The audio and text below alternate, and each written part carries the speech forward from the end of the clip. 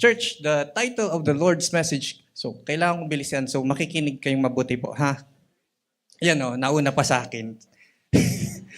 The title of the Lord's message for us today is The Grace That Restores. When Jesus meets us after failure. Amen. So, I hope you were here when Siana was testifying earlier. Yung her recent testimony. Several times she mentioned about the word grace and restores, about restoration. Amen. Actually, I was preparing another topic. Ilang linggo na, I was preparing another topic and then, sabi ko, ba't kaya di ko magawa to? And this is the message of the Lord for us today. So, what I would like to share to you today, yung message, yung scripture natin for today, our main scripture is from John 21, verses 1 to 19. So before that, we will read yung verses 1 to 19 of John chapter 21. But let me share to you first what is grace. Okay, charis in Greek. So basahin po natin. Let's all read this. So grace in Greek, okay, it is charis. So it means God's unmerited, unearned, undeserved favor. Amen? So it is unmerited. So hindi natin kayang paghirapan. Yung parang, Lord, I will do everything na kaya ko. Hindi mo kayang bilhin. Because hindi natin kaya. We have all fallen short of the glory of God. So it is a gift from the Lord. So again, charis, yung grace, it appears 150 times in the New Testament, and of course, it expresses the heart of God's goodness toward sa ating mga tao, undeserving people. Charis, it refers to God's saving grace through Christ Jesus. Okay, Jesus himself is full of grace and truth. Amen. He is the embodiment ng grace ng Diyos Ama. Amen. And truth himself. Amen. So grace, of course, next slide, please. Grace, it is a part of who God is. It is His character. It is His character. Okay? It is connected to His love, to His mercy, to His kindness. Grace doesn't stop when we were saved. So, lahat po ba dito nag-receive na kay Jesus as your Lord and Savior? Amen? Amen. Hallelujah. It doesn't stop yung grace ng Panginoon when we received Him, but rather it continues to work in us every day. So in Romans 3:24, it says there that grace, it justifies us. It justifies us before God. So next slide, please. Yeah. Yan. So grace, it justifies us before God. Hebrews 4:16 says that grace gives us access to God. It gives us the boldness. Grace brings us into close relationship with Him. Titus 2:11-12, it says there that it teaches us to live godly lives, to say no to sin.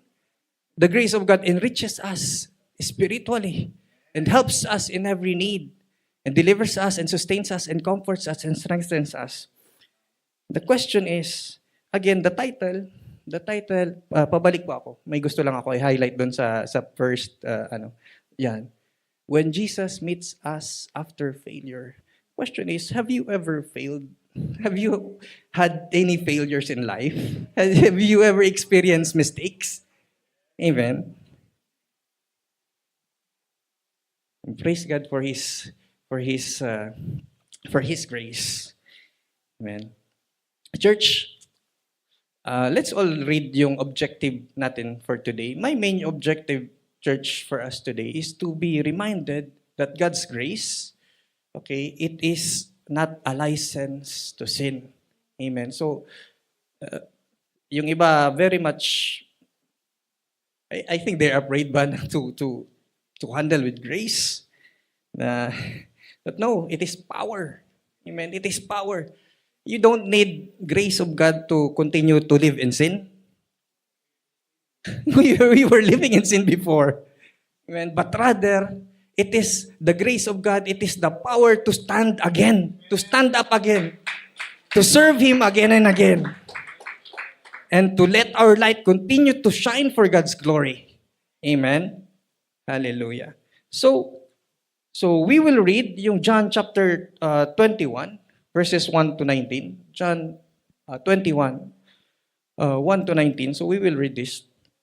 But before that, let me just at least give some background for this one. So this is the last chapter ng book of John, the Gospel of John. Okay, so in this time, the Lord Jesus was already resurrected. So he was arrested, and then the next day he was crucified, and then after 3 days the Lord Jesus was resurrected, and from his resurrection to 40 days, 40 days, he appeared in his glorified body to the disciples several times. As per the Bible, it says there that it's 10 to 12 times. Okay?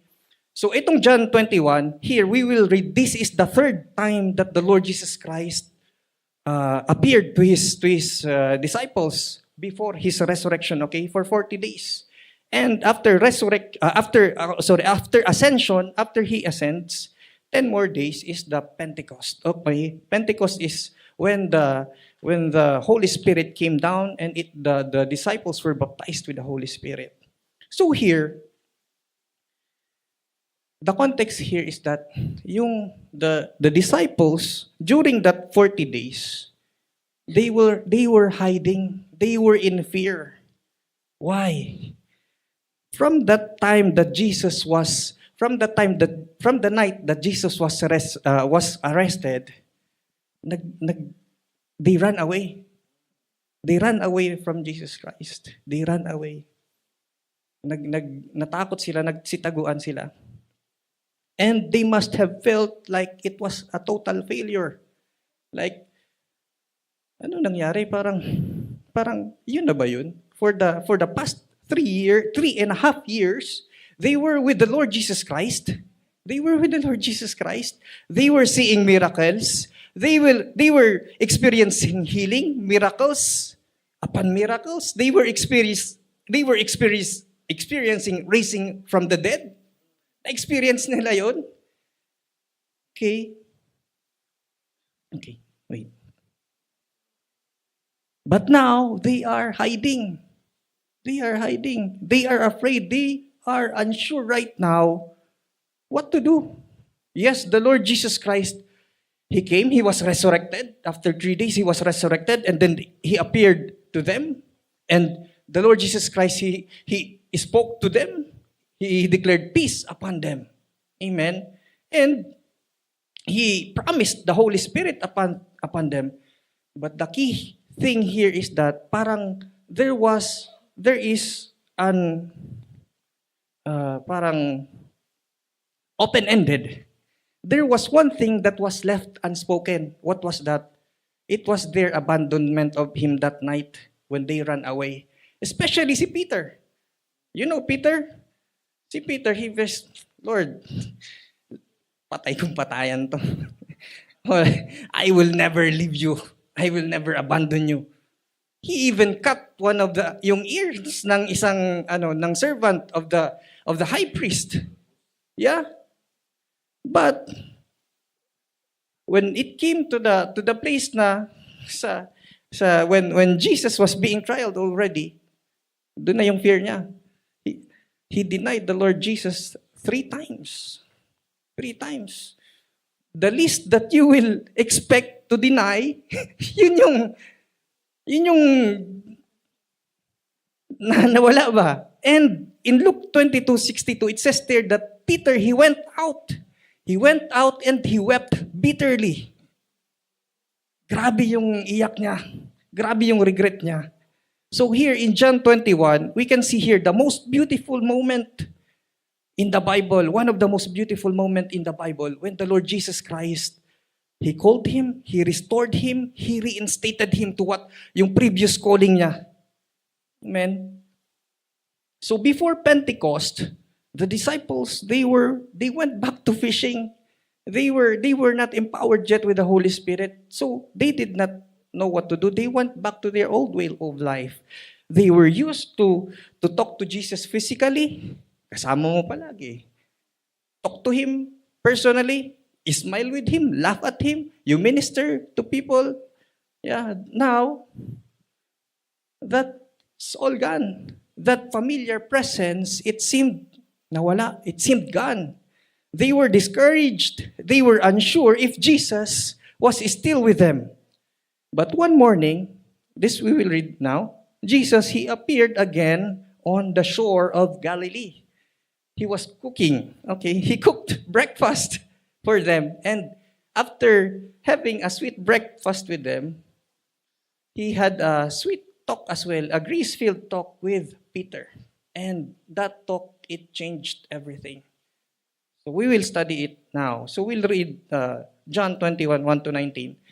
So sabayan niyo po ako. Let's all read. Verse 1, after these things, Jesus showed himself again to the disciples at the Sea of Tiberias.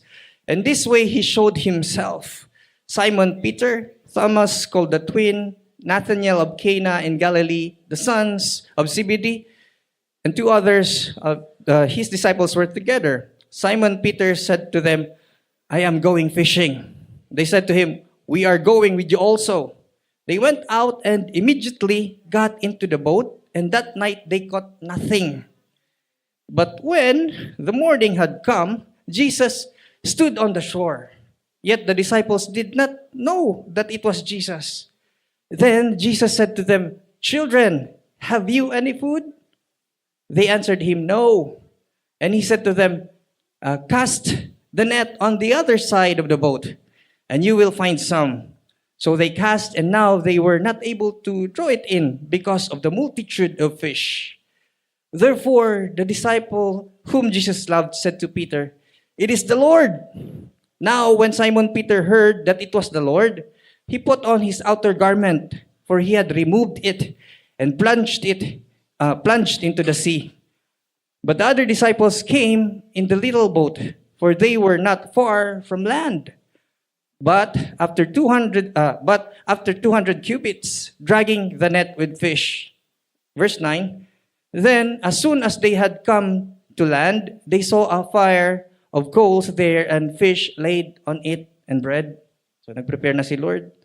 Jesus said to them, bring some of the fish which you have just caught. Simon Peter went up and dragged the net to land, full of large fish, 153.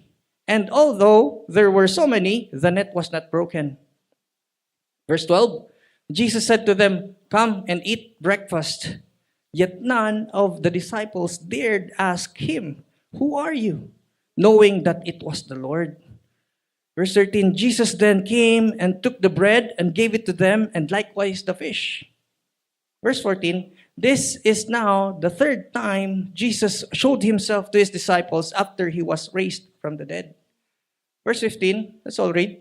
So when they had eaten breakfast, Jesus said to Simon Peter, Simon, son of Jonah, do you love me more than this? He said to him, yes, Lord, you know that I love you. He said to him, feed my lambs. He said to him again a second time, Simon, son of Jonah, do you love me? He said to him, yes, Lord, you know that I love you. He said to him, tend my sheep. He said to him the third time, Simon, son of Jonah, do you love me? Peter was grieved because he said to him the third time, do you love me? And he said to him, Lord, you know all things. You know that I love you. Jesus said to him, feed my sheep. Verse 18, most assuredly I say to you, when you were younger, you girded yourself and walked where you wished. But when you are old, you will stretch out your hands, and another will gird you and carry you where you do not wish. Verse 19, this he spoke, signifying by what death he would glorify God. And when he had spoken this, he said to him, follow me. Amen. Praise God for the reading of his word. So here, we can learn so much truth. We can glean so much learnings from this passage. So, but this afternoon, let me share to you at least 5 accompanying truths about the grace of God that restores. Amen. So 5, let's all read 5 key aspects of the restorative grace of God. Firstly, I would like to discuss to you that grace, it meets us in our failure, not after we fix ourselves. Secondly, grace restores us, not replaces. It redeems us, it redeems what was lost. And thirdly, grace reconnects relationship before assigning responsibility. And fourthly, grace transforms shame into service. And lastly, grace calls us to follow again, regardless of the past. Amen. So firstly, grace, first aspect that I would like to share is that grace meets us in our failure, not after we fix ourselves. So let's read again yung 1 to 6, verses 1 to 6. Shall we all read here? After these things, Jesus showed himself again to the disciples at the Sea of Tiberias. And in this way he showed himself, Simon Peter, Thomas called the twin, Nathanael of Cana in Galilee, the sons of Zebedee, and two others of his disciples were together. So pito sila. Simon Peter said to them, I am going fishing. They said to him, we are going with thee also. They went out and immediately,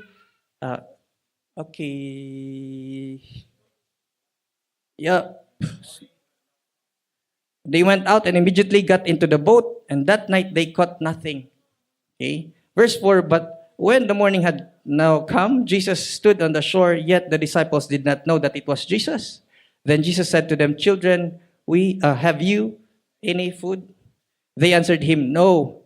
And he said to them, cast the net on the right side of the boat, and you will find some. So they cast, and now they were not able to draw it in because of the multitude of fish.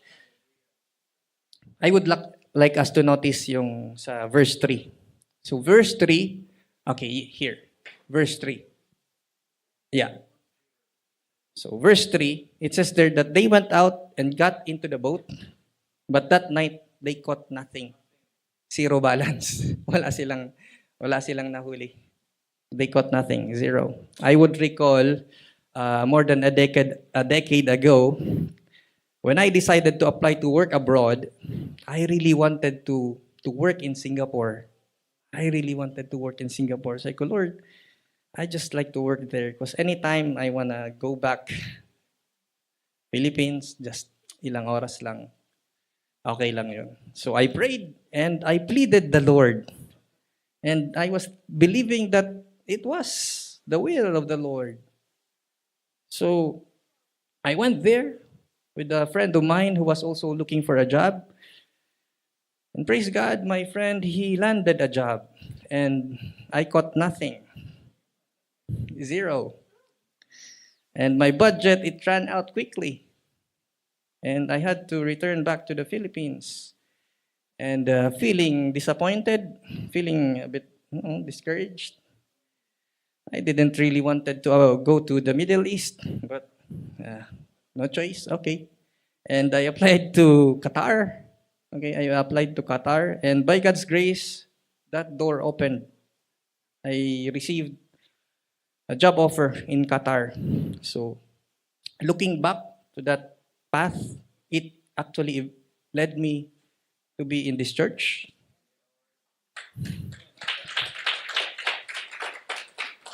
And even to this ministry. So here, in John 21, Peter, he was the man who boldly declared that, Lord, I will never deny you. I will never deny you. But now, zero balance si Peter. He went back to fishing. He went back frustrated. Lord, I thought you called me to follow you, and now I just don't know where I am right now. He failed Jesus. His confidence, it was shattered. It was shattered. His calling, it seemed over. So he went back to what was familiar sa kanya. He went back to his old boat. He went back to his old boat. Church,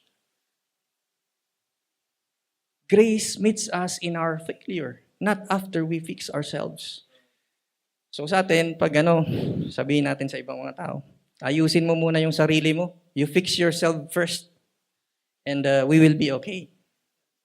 So see, here, Jesus, he steps into that chaos of failure ni na Peter.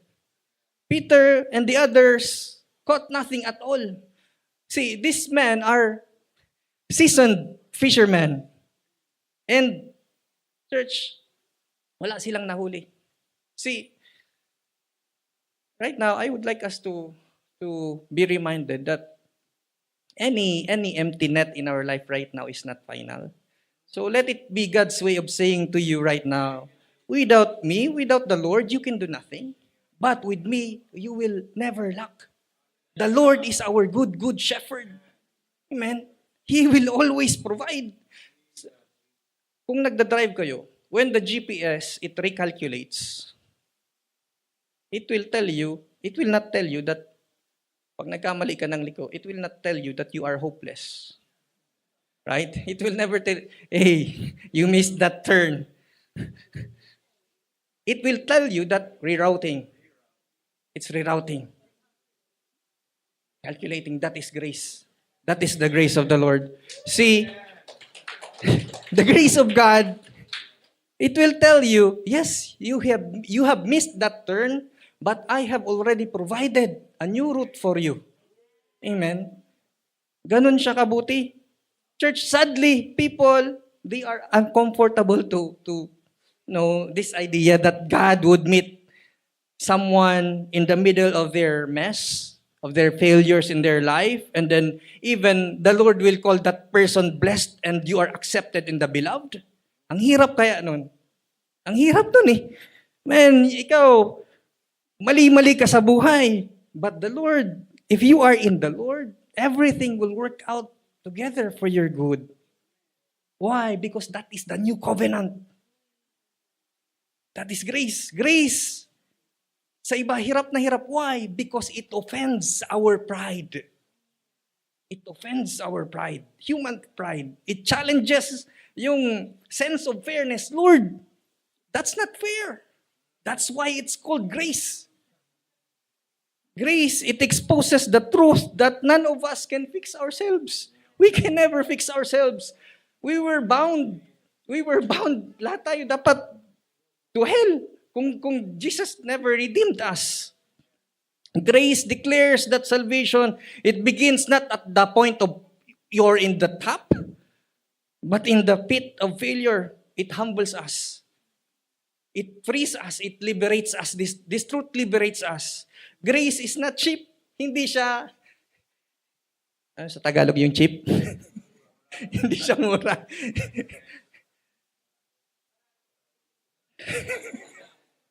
Grace is costly. Grace is very much costly. Why? It cost Jesus everything. It cost Jesus his blood, his life, his suffering on the cross. It's not cheap. Romans 5:8, it tells us here, let's all read, while we were still sinners, Christ died for us. Christ died for us. Hindi pa tayo pinanganak. The Lord already died for us. The Lord already provided for our salvation. See, maybe you have been there in the times of difficulty, in hardship, after a disappointment or failure, but Jesus still knocks and shows up and asks, children, do you have any fish? Or anong, so with all your effort, anong napala mo? Nothing. That's not to embarrass us, of course, but rather, it is to awaken our hearts. It is to awaken our hearts. So Peter's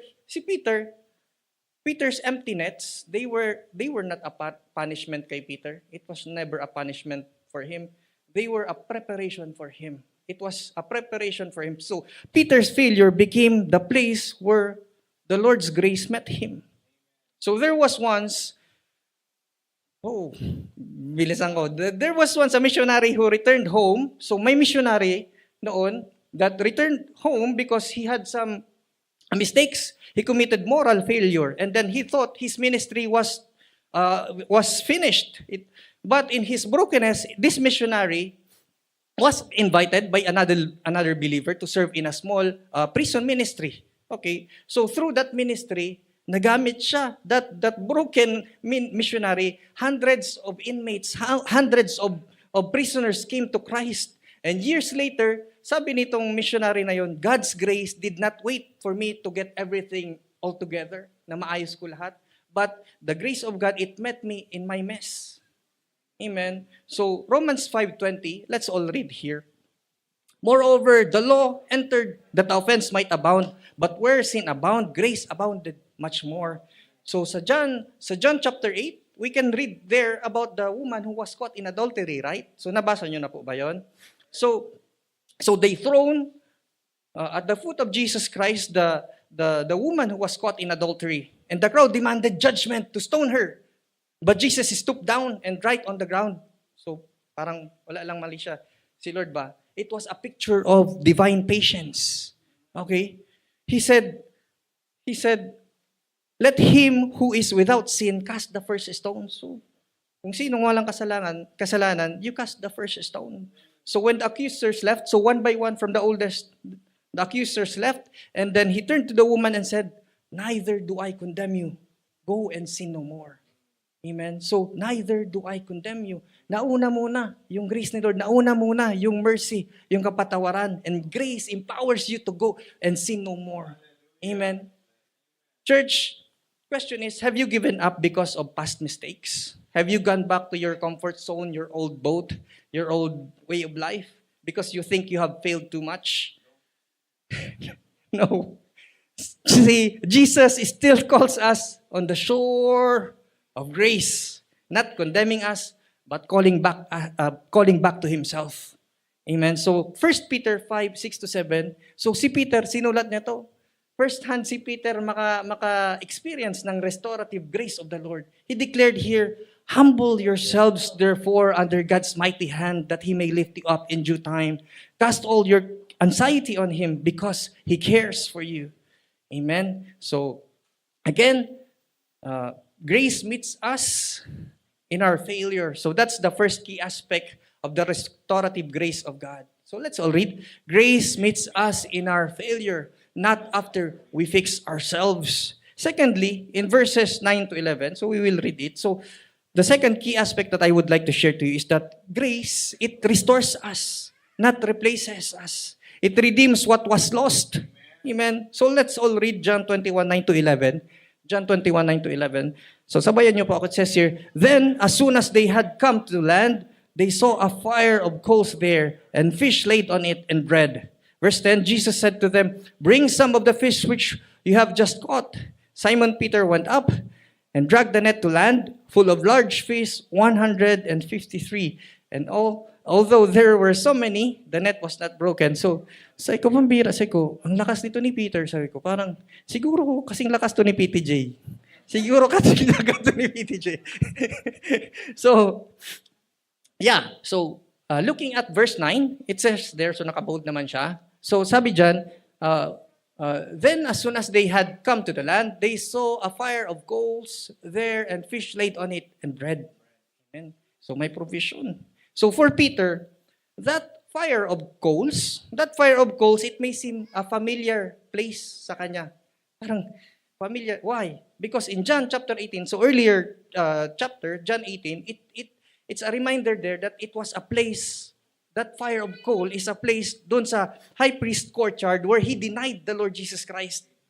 So, it was a witness to him kung paano niya mag-deny ba kay Jesus. It was a familiar place kay Peter of failure.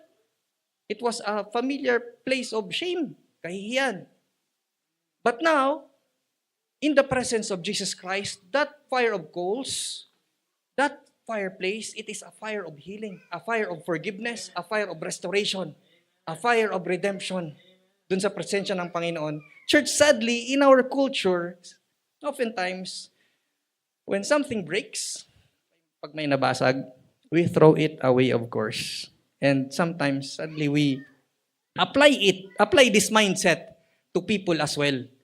It's easier to start over than to believe that God can redeem those broken people, those broken places, those broken things. even the relationships. People often prefer replacement rather than restoration.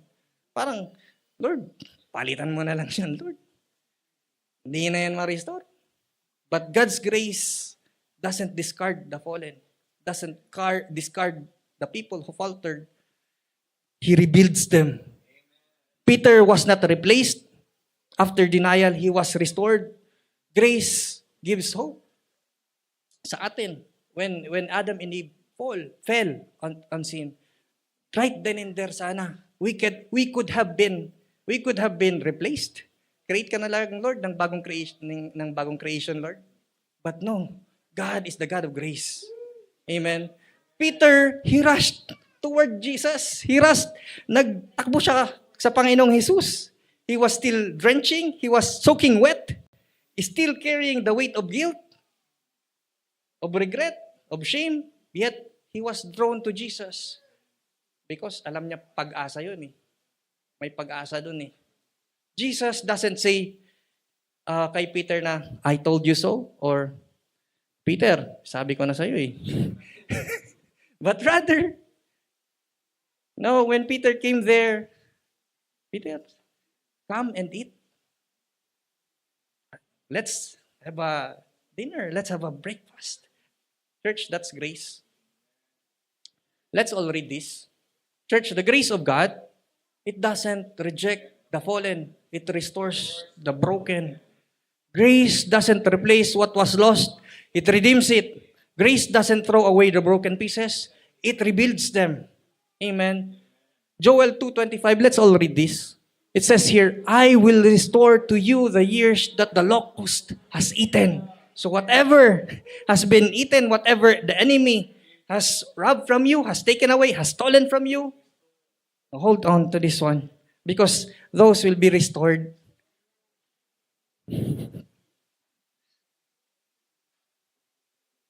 Mahina yung amen. Kasi ganito. Why? Are you blessed? Is God pleased with you? Is God pleased with you? God is pleased with you, not because of what you have done, but because what Jesus did for you on the cross. Amen. Yun eh. Church, this is how restorative grace works. It doesn't erase yung memory natin of our past, but grace redeems the memory of our past and give it a new meaning. Ma-restore yun. Si Samson, I don't know if you have read Samuel, he was one of the judges. So in the book of Judges in chapter 16, si Samson, though his eyes were gouged by the enemy, by the Philistines, binulag siya, tinanggal yung mata niya. Ganun ka, brutal. He gouged yung eyes ni Samson. So, basahin nyo na lang po ulit. So, they gouged his eyes, they removed his eyes, he was mocked by his enemies, but Samson cried out to God. He cried out to God one last time. Lord, one last time. He was holding the pillars. Lord, give me the strength para matumba ko ito, and then lahat sila malipol. God gave him that strength. Not to replace yung buhay niya, not to replace his life, but rather to redeem it, to redeem his life. In his final stage of life, God's grace gave him the purpose na yung buhay mo, it was a point of like his life was wasted when he was in the hands of the enemies, but now it was still redeemed. Grace redeems what this world calls ruins. Amen. Church, there was once a businesswoman in Manila. And this businesswoman in Manila, she lost everything. She lost everything because of financial collapse. So nalugi. So she blamed God. And then she stopped praying. She stopped going to church. But one day, there was a friend's invitation, and then she came back. And in tears, she surrendered her heart again to Christ. So that same year, God opened a new business for her. So now it was a business that was used to fund the missions of the church. And she said, this woman declared, God did not replace my story. He did not replace my story, but He redeemed it. That's the miracle of the restorative grace of God. Church, question is, are you still carrying that shame of your past mistakes? Are you still thinking you're still disqualifying yourself? Will you allow God to restore you? Whatever remains in your hand, your time, your skill, your testimony, you place it. You place it in the hands of the Lord, and God will redeem it for His glory. Amen. That's the second key aspect that I would like to share to you today. Grace restores, not replaces. It redeems us. It redeems what was lost. And thirdly, the next key aspect that I would like to share to you is that grace reconnects relationship before assigning responsibility. So in John 21:15-17, let's all read again. Basahin ko na lang, verse 16. I would like to emphasize on verse 16. It says here, He said to him again a second time, Simon, son of Jonah, do you love me? Do you love me? So Jesus asked repeatedly, si Simon, do you love me? Here, when Jesus restored Peter, He didn't begin with, feed my sheep. Peter, feed my sheep. He began by, do you love me? He was asking, do you love me? See, relationship, it came before responsibility. Grace heals our hearts first. Yung heart muna before it sends our hands. Yung heart issue muna. Jesus, He was not testing Peter if he was qualified, if he was worthy. Actually, what Jesus was asking is that He was awakening yung affection niya sa Kanya. Nasaan yung heart mo, yung love mo? He didn't ask, will you try harder next time? Will you do much better next time? No. Do you love me? Because God doesn't want yung, di naman kailangan yung perfect na natin na performance. No. He wants our whole heart. Whole heart. A heart that follows Him. A heart that follows hard after Him. So, only when love is restored can ministry be renewed. So, yung heart. So, kahit dito, Peter, pwede na ba ako Okay, the Lord will reveal naman yung heart ng tao. Yeah. It may seem but still, that is grace. Amen. Church, sadly, religion reverses this. That's legalism. It demands performance and then you will be accepted. Sa trabaho, okay yun. Ayun, kahit galing-galing mo naman Pero yung puso niya pala. But praise God for believers, it's the right yung motivation ba. So see, sadly many fear that if we emphasize on relationship first, people will abuse yung grace and then neglect yung obedience. Baka pag tiniwalaan ko to, hindi naman mag-obey. But when you understand true grace, totoong grace, it will not lead you na maging tamad. It will not lead you to laziness. Because you know that you're working unto the Lord. You work for love. The grace of God, it leads to love. Sa pagmamahal. True grace leads to love. It is power. 1 John 4:19, it says there, we love because He first loved us. Amen. So kailangan ko na mag-escape. Okay, si King David, kilala niyo po si King David? King David, he had power. He had the position. He had the promise of God. Doon yung anointing. But in that evening of temptation, he fell and then sinned with Bathsheba. And he even arranged to kill the husband of Bathsheba, si Uriah. Okay, so si David, he tried to conceal it. But of course, God knows. And God did not abandon him. And then, instead, God sent Prophet Nathan. And then, he went there not to condemn, but to confront David with the truth. Grace confronts the truth. Grace doesn't condone, doesn't overlook sin. Kala ng iba, pinatawad na kita kasi No, you have to know the truth. That's why Jesus is the is Jesus is the grace and truth. So balance 'yun. Amen. So it led David to repentance. So let's all read yung declaration ni David in Psalm 51. He says here, "Create in me a clean heart, O God, and renew a steadfast spirit within me. Do not cast me away from your presence, and do not take your Holy Spirit from me. Restore to me the joy of your salvation, and uphold me by your generous spirit." Lord, yung that joy of salvation, restore it to me. Church, only after David's heart was restored, then his leadership was renewed. Amen. Yes, dun sa in his mistakes there were consequences, but still the Lord restored him. Yun sa prodigal son in Luke 15, when the son he returned, yung prodigal son he returned, the father met him. The father was running towards him. The father was running towards him, and the father embraced him.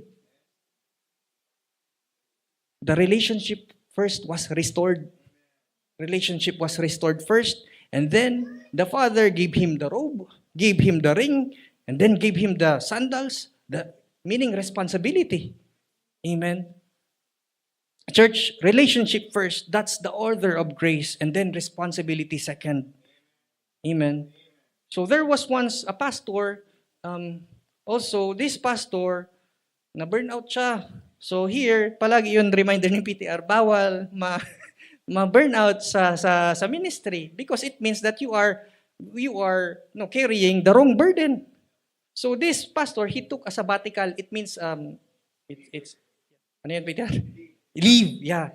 So leave of absence. So sometimes it takes a year, like months. So this guy, he said here, let's all read. This pastor, he said, "I thought God was disappointed in me. But in those quiet months, God didn't talk about my sermons. He talked about my heart." Oh, hindi naman niya sinabi kung ano yung mga tinuturo niya, hindi naman niya yung dinilwid ni Lord ba, but rather his heart. And this pastor, he realized that before he could serve again, God wanted him to love again. To love again. Church, question is, are we loving the Lord for who He is? Amen? That's good. Or only what He allows us to do. So that's very important. Not because what blessings or abilities or positions are there, but we love God for who He is. Jesus is not asking us today, are you useful? He is asking, do you love me? Because when love is restored, purpose naturally it flows. Purpose naturally flows. Grace reconnects our heart before it reassigns yung mga kamay natin. Amen. Church, that's the third key aspect. Grace reconnects relationship before assigning responsibility. And fourthly, it's grace transforms shame into service. Amen. So John 21:17, let's all read this one again. He says here, he said to him the third time, "Simon, son of Jonah, do you love me?" Peter was grieved because he said to him the third time, "Do you love me?" And he said to him, "Lord, you know all things. You know that I love you." Jesus said to him, "Feed my sheep." Pag may kausap tayong ganito, parang, wala ka ba sa aking tiwala? Don't you trust me? But actually, yeah, hindi. Kasi kailangan, there should be a restoration. Peter, he was deeply hurt when Jesus asked him the third time, "Do you love me?" It reminded him of his 3 denials. I do not know him. I do not know Jesus. I do not know him. Yet, by God's grace, Jesus gave Peter 3 opportunities to reaffirm, ma-reconnect siya, yung love niya, ma-ignite yun. Again, yung sa verses 15-17, sabi ni Jesus sa kanya, "Feed my lamb, tend my sheep, feed my sheep." Those were 3 denials that were being countered. 3 questions and then 3 commissions. So, yun yung binalik siya dun sa calling niya. Let's all read this, church. It says here, every I do not know him was replaced by feed my sheep. Every word of failure was rewritten with calling. Amen. Again, sadly, Many leaders, they unconsciously use fear and guilt to motivate people because madali yun eh. It seems effective to motivate people with guilt, with fear.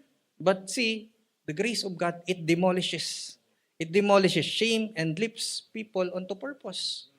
Amen. The grace of God, it transforms the memory of our failure into a testimony. So that's why the grace of God, it's dangerous to legalism. It gives the broken people authority to serve again. Na mabigyan ng bagong pag-asa. Romans 8:1, it declares to us, says here, there is therefore now no condemnation to those who are in Christ Jesus. Church, grace doesn't just forgive, it reinstates us. It reinstates us. That's why the same man, si Peter, who once denied the Lord Jesus Christ 3 times, going further sa Bible in second chapter of the book of Acts, he was proclaiming the Lord Jesus there, and that the Lord Jesus Christ was crucified and became Lord and Christ, and then 3,000 believed that day. Church, grace, it turns cowards into witnesses and failures into shepherds. If you will ask PTR how I started here, hindi ko to ginagawa. I don't really talk in front. I don't,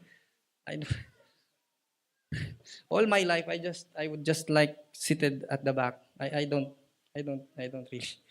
Because bata pa lang ako, I had so much, yung timidity ba. But, it is the grace of God that empowers us. One time, I would ask PTR, you would tell me to lead this Bible study group. This Bible study group is 2 families. I don't have a family. How can I? These are older than me. But, it's the grace of God. It's the love of God. Church, 2 Corinthians 12:9, si Apostle Paul sabi dito, basahin po natin. And he said to me, my grace is sufficient for you, for my strength is made perfect in weakness. Therefore, most gladly, I will rather boast in my infirmities, that the power of Christ may rest upon me. Amen. Church, si Moses, he killed a man. In the Old Testament, he killed a man. And he ran away for 40 years. 40 years na sa wilderness. He went far away into another land. But God met him in the wilderness and turned yung shame niya, yung guilt niya into a calling to deliver God's people. Same with the Samaritan woman dun sa John chapter 4. This Samaritan woman, she had 5 husbands and then she carried yung nakakahiya ba na reputasyon. Yet after meeting the Lord Jesus Christ, she ran back to her fellow villagers. She was declaring, come, see a man who told me everything I ever did. Amen. So, yung shame niya, it became her testimony when the Lord Jesus Christ, she encountered the Lord Jesus Christ. She encountered the grace of the Lord. Church, question is, what shame are you still carrying today? What memory keeps whispering, you're not worthy? Even the enemy will tell you, you're not worthy. But you see, that's why you need the Lord. That's why we need a Savior. Praise God for the Lord Jesus Christ. Let grace rewrite your story. Let God transform your ashes into His beauty. Amen. Church, that's the 4th key aspect that I would like to share to you. Kailangan ko habulin yung oras. And lastly, grace calls us to follow again. Grace calls us to follow again, regardless of the past. So, let's all read John 21, verse 19. John 21:19. It says here, this He spoke. So si Jesus, He spoke, signifying by what death He would glorify God. Si Peter, he was prophesying that, Peter, you will be martyred. And when he had spoken this, Jesus said to him, follow me. So regardless. Church, grace gives us the courage to follow again, to obey again, even when disobedience, it costs everything. Church, after yung failure, after yung forgiveness and restoration, the story, it ends with 2 simple words, life-changing words. Follow me. Sabi ni Lord, follow me. This is yan yung heartbeat of grace of God.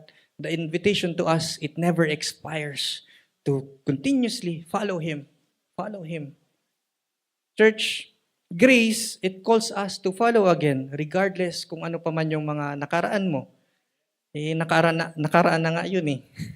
Church, Jesus wasn't merely recruiting Peter back to ministry. Parang, Peter, okay na yan. Oh, nagkamali, sige, pwede na yan. Pwede na. Balik ka na uli, mag-serve ka na uli. Church, Jesus was actually calling him back into intimacy. Jesus was calling him back to be intimate with him again, to be close to him again. Amen. That is everlasting life. Church, if you have fallen, grace is still whispers to you. The Lord still says, follow him again. Follow me again, the Lord says. But now, you are wiser.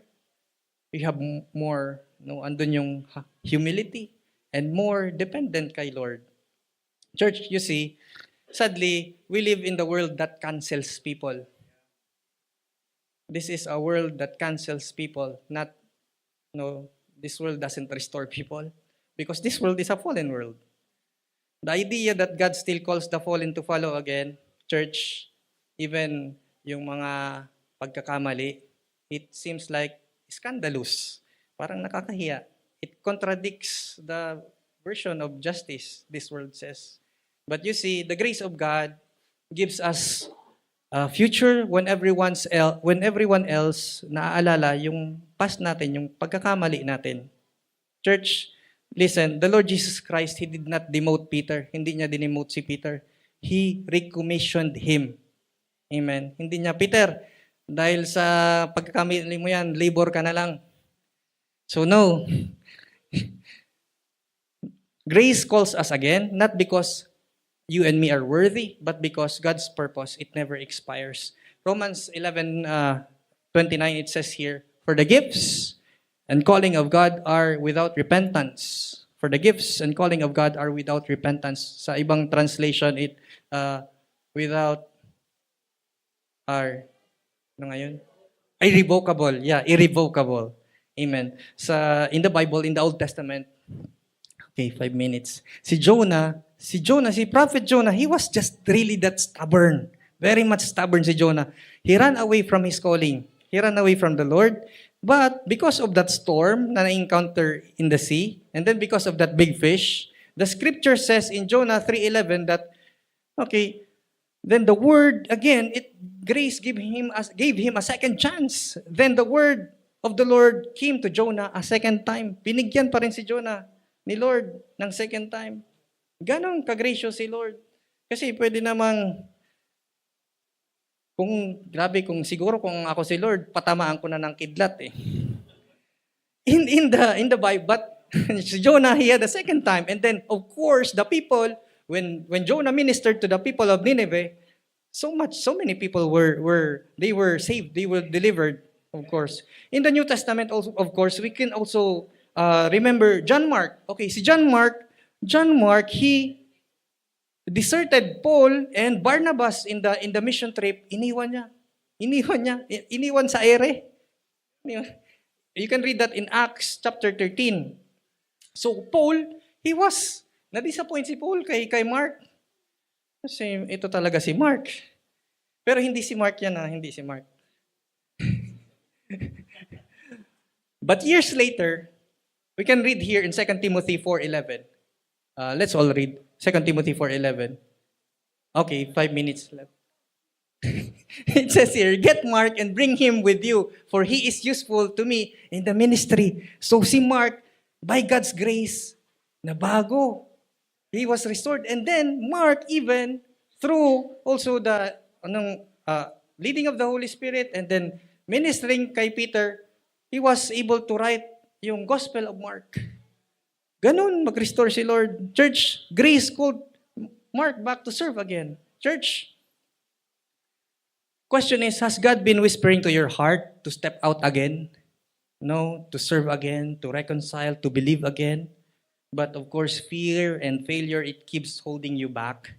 Church, of course, always listen to that voice of the Lord to, come, follow me.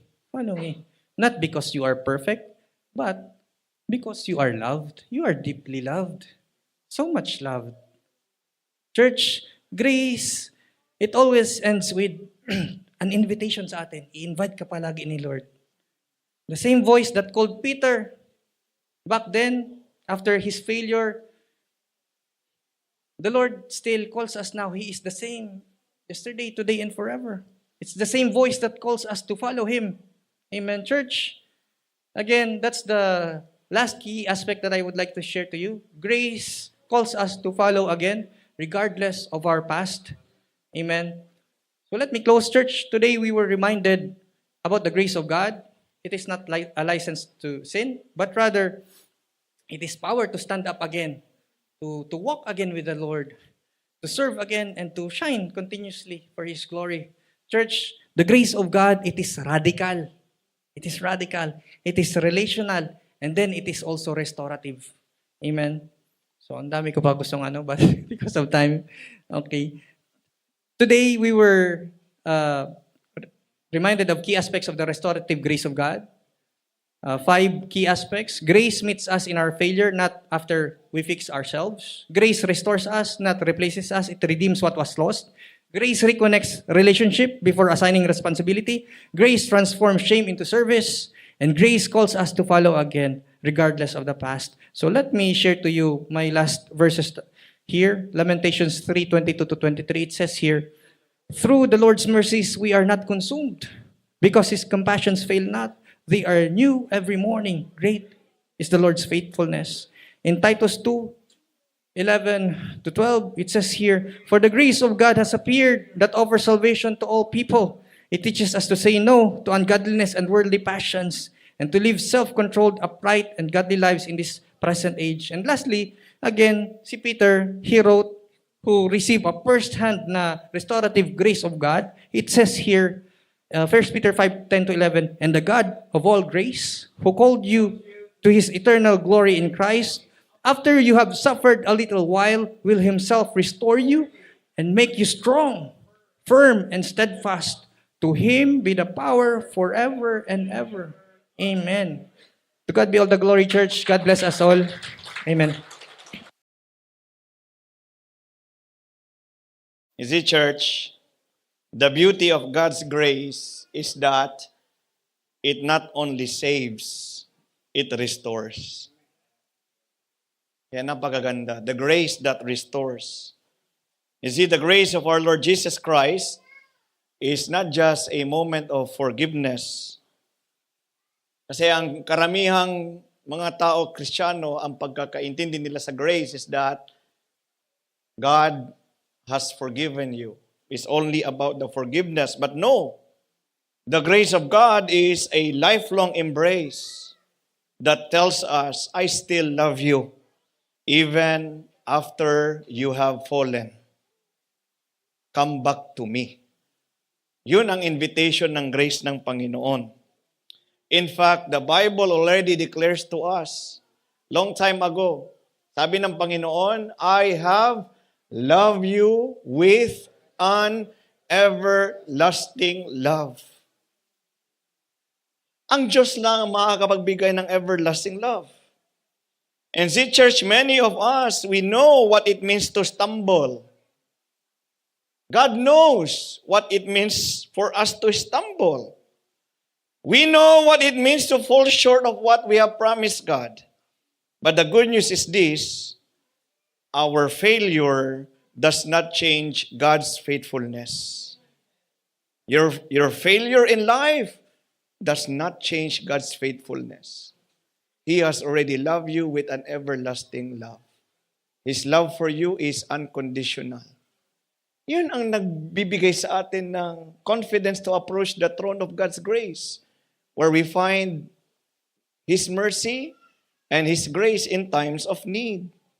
You see, church, the Lord Jesus Christ doesn't meet us at the finish line of our perfection. On our own, we can never be perfect. But He meets us right in the middle of our brokenness. That is the best story na narinig natin ngayon. Kung saan ka mahina, doon ka nilapitan ng Panginoon. Kasi kung malakas ka sa sarili mo, hindi mo kaya kailangan ng Panginoon. If you can make yourself perfect, you don't need God. But we all have fallen short. And that is why God came to us. Our Lord Jesus Christ, the same Savior who restored Peter after denying Him, He is the same Lord who comes to us today and is saying, "Come, follow me again. Have you failed? Come, you follow me again." The church, grace meets us in our failures, not after we fix ourselves. I remember my brother-in-law, he told me, "Pastor, ayusin ko muna yung buhay ko bago ako lumapit sa Panginoon." Have you heard that? Or maybe you have told that to yourself or to others. It's like saying, "Pastor, magpapagaling muna ako bago ako pumunta sa doktor." Bakit ka pa magpupunta sa doktor kung magaling ka na? In the church, Peter had failed miserably. How many times he denied the Lord? 3 times. Even after the very moment when he declared, "Lord, I will never deny you. Hindi kita iiwanan, Panginoon. Tataya ko ang buhay ko. I will never leave you, Lord." Parang baliktad, no? Parang kayang gawin ni Peter. Sometimes we are like Peter. Nangangako tayo sa Panginoon. That means you are already trying to stand on your own. Be very careful. 1 Corinthians 10:12. Be careful when you say na kaya mo nang tumayo sa sarili mo. The reality is you have already fallen. Yes? See, the Lord Jesus Christ didn't wait for Peter to fix himself. He didn't wait until Peter prayed enough or proved himself worthy. No, he came to him in his emptiness. You see how empty Peter was? He's an expert fisherman. He went for fishing, the 7 of them. Ilan nakuha nila? 0. The Lord Jesus Christ came to them. This is what grace looks like. Jesus comes to you right where you are. Hindi naman si Peter, di ba? Bumalik na nga siya sa dati niyang buhay. Wala na ang Panginoon. Balik na lang tayo, mag-fisherman na lang tayo. Sayang yung 3.5 years. But no, Jesus came to them right where they are.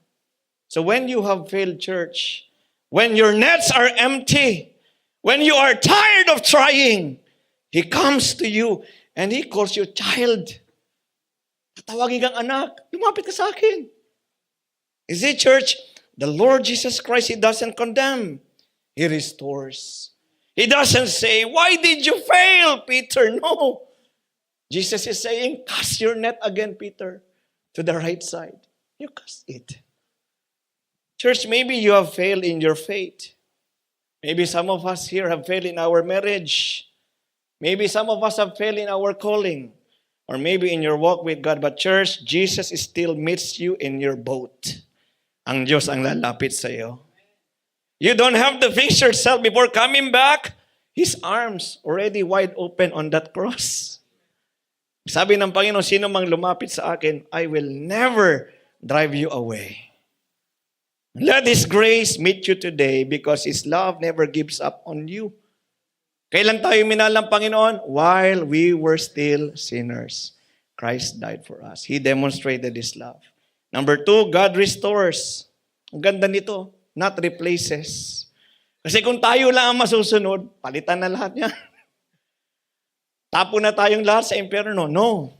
God restores. The grace of God restores, not replaces. It redeems what was lost. When Peter came to shore, he saw fire of coals. Sabi ni Pastor Jeff, naalala siguro ni Peter, no? It was the same fire of coals that I denied this Lord 3 times. And the Lord Jesus Christ was making that fire coal. The same image that once make or mark his denial. But now, that fire was not a place of shame.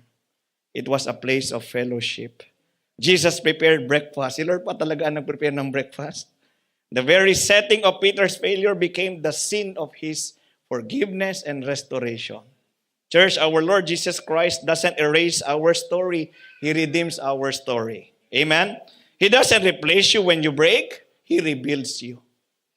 Pag nag-fail ka, i-rebuild ka ng Panginoon. The love of Jesus restores everything that the enemy tried to destroy. Therefore, come to Jesus. Maybe you have lost years. Maybe you have lost opportunities in life. Maybe you have lost relationships because of sin or wrong choices in life. But when Jesus restores, He restores completely, even better than before. No moment is wasted when it is surrendered to His grace. Come to Jesus. Wala ka nang ibang pupuntahan. Si Lord lang naman. Sino ba bang pupuntahan mo? Amen? Grace reconnects relationship before assigning responsibility. Before Jesus sends us to serve, He wants to first restore our relationship. Amen? Do you love me? Sabi ng Panginoon. 3 times. He let Peter confess it with his mouth, Lord, I love you. When that heart is already ingrained, engrossed with the love of God, ang sunod niyan, feed my sheep, Peter. Serve me again. Because your callings and your gifts are irrevocable. Church, maybe you have been very busy serving, but your love for Jesus has already grown cold.